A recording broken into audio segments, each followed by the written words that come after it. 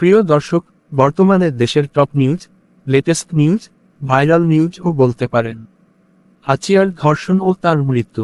গ্রাম থেকে শহর, রাস্তাঘাট, ট্রেন, বাস স্ট্যান্ড ও চায়ের দোকান, যেখানেই যান আলোচনার কেন্দ্রবিন্দু হল হাচিয়া।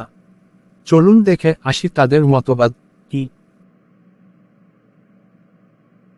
মামুর বেটা, খবর শুনছস নাকি? হরে বেটা, শুনলাম তো 8 বছরের মাইয়েরে কেমনে ধর্ষণ করলো। বেটা মনটা চায় তাদের বিসি দুইটা দিয়ে মার্বেল খেলি। খালি বিসি দুইটা নিলে হবে না বেটা, লেবরাটাও কাটতে দেওয়া লাগবো, যাতে আর কোনো মাইয়ের কাছে যাইতে না পারে। কি রে দোস্ত, তোর মন খারাপ কেন? আর কোষ না, আসিয়া মাইয়াটা মারা গেল। বাপে পুতে মিলে কি কামটা করলো। এরা মানুষ না, এরা মানুষ রূপী শয়তান। এদেরকে প্রকাশ্যে ফাঁসি দেওয়া উচিত।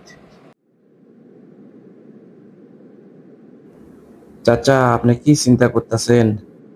কি আর চিন্তা করবো বাপু, ঘরে দুইটা যুবতী মায়া, যেখানে 8 বছরের শিশু ধর্ষিত হচ্ছে।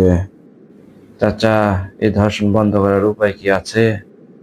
উপায় একটা আছে বাবা, দেশে কোরআনের শাসন প্রতিষ্ঠা করতে হবে, আর ধর্ষণের বিচার করতে হবে সাথে সাথে, আর প্রকাশ্য দিবালোকে পাথর নিক্ষেপ করে মৃত্যুদণ্ড কার্যকর করতে হবে।